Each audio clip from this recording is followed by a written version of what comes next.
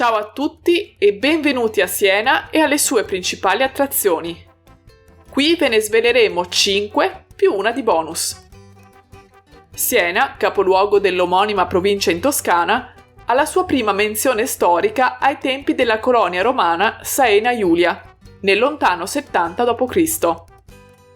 Ci narra lo storico romano Tacito che il senatore Manlio Patruito fu maltrattato e malmenato a Siena dai cittadini e dai magistrati senesi. Infatti, costoro lo circondarono e con pianti e lamenti inscenarono una parodia del suo funerale, insultando lui e tutto il senato romano. Chissà se i senesi di oggi hanno la medesima verve. Ma la più recente storia di Siena comincia nel XII secolo, come libero e prospero comune al centro di traffici commerciali. Andiamo ora a esplorarne le principali meraviglie. 5. Palazzo Chigi. Dopo essere entrati a Siena, percorrendo la centrale via di città, troviamo a destra questo imponente palazzo del XII secolo. È un prestigioso palazzo nobiliare cittadino, che oggi ospita una raccolta d'arte privata e la prestigiosa Accademia Musicale Chigiana. Possiamo qui ammirare gli affreschi del XVI secolo sulle volte del soffitto della loggia, nel cortile interno, il cui autore è Giorgio Di Giovanni. 4. Museo Santa Maria della Scala in Piazza Duomo. Da Piazza Duomo è possibile accedere al Museo di Santa Maria della Scala. Siamo in un complesso museale che secoli fa è stato uno dei più grandi ospedali europei. Preparatevi a una lunga e varia visita. Perché si chiama della Scala? C'è una leggenda per cui la madre del beato Sorore aveva avuto una visione di una scala miracolosa che accoglieva in cielo i bambini abbandonati. Questo è il pellegrinaio maschile, che accoglieva viandanti e infermi. Possiamo ammirare lo straordinario ciclo di affreschi del XV secolo che richiama l'originaria funzione ospedaliera del luogo.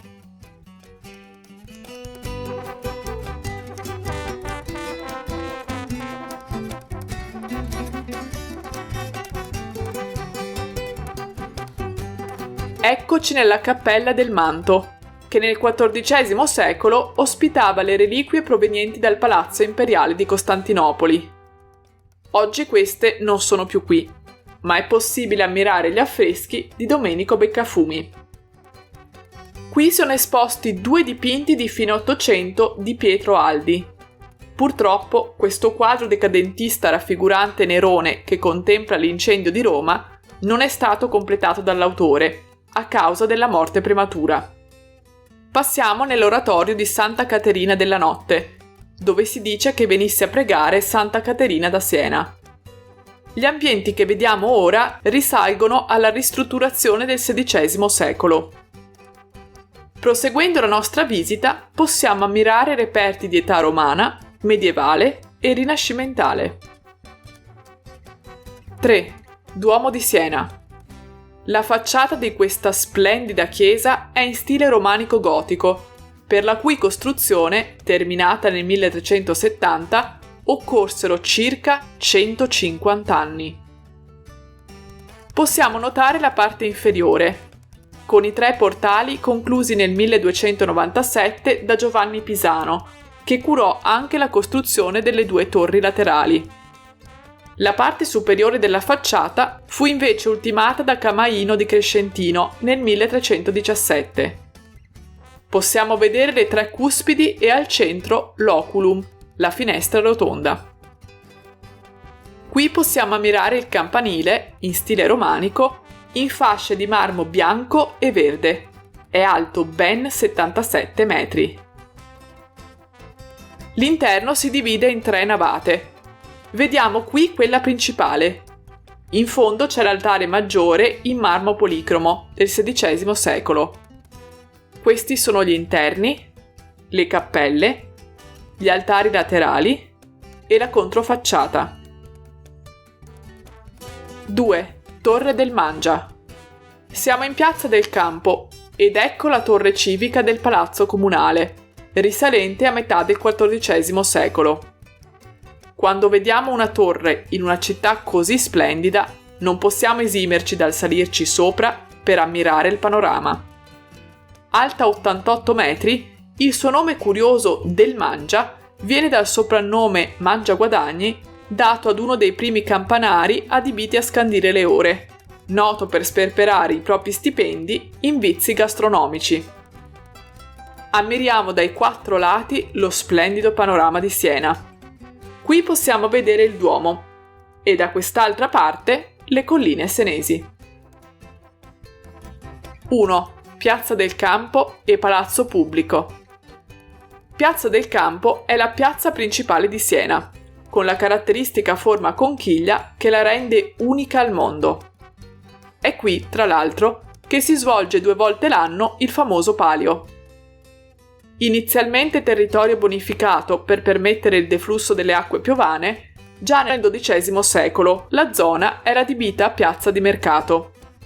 Nel 200 e nel 300 il governo di Siena volle regolare la piazza, disponendo regole urbanistiche e addirittura demolendo la chiesa dei Santi Pietro e Paolo che sconfinava nell'emiciclo. La circonferenza della piazza è oggi di 333 metri. Entriamo ora nel Palazzo Pubblico o Palazzo Comunale, costruito a cavallo tra il XIII e il XIV secolo. Nei secoli ha sempre ospitato i governanti e i loro uffici. Una delle sale più recenti è la Sala del Risorgimento o Sala Vittorio Emanuele II. In alto possiamo vedere le allegorie delle regioni d'Italia. Vediamo qui la Toscana, qui il Lazio e tutte le altre. Vi sono anche dei grandi affreschi con avvenimenti salienti del Risorgimento italiano dipinti da artisti senesi. La sala fu inaugurata nel 1890 alla presenza del duca d'Aosta Emanuele Filiberto. Siamo ora nell'anticamera del Concistoro, che ospita numerosi affreschi che un tempo erano collocati in altre stanze del palazzo. Da qui si arriva poi al Concistoro, dove fino al 1786 si sono tenute le sedute del governo locale. Siamo ora nella Sala del Mappamondo, di cui purtroppo non c'è più traccia. Possiamo però vedere 2 affreschi con episodi vittoriosi della storia militare senese. Spostiamoci ora nella Sala di Balia, con affreschi sulla vita del Papa senese Alessandro III.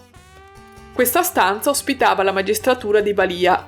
Si trattava di una commissione temporanea a cui erano affidati incarichi specifici. Ed ecco la famosa lupa senese di Giovanni di Turino, posta nel vestibolo. La lupa è infatti simbolo della città, quando gli umanisti vollero sottolinearne l'origine di colonia romana. Tramite queste scale arriviamo alla loggia panoramica, da cui ammirare il panorama del paesaggio circostante. Ci raccomandiamo di non incidere il vostro nome sul parapetto come hanno fatto questi antichi visitatori. Bonus: il cibo. Non rientra tra le attrazioni artistiche o architettoniche, ma raccomandiamo di visitare anche la cucina senese.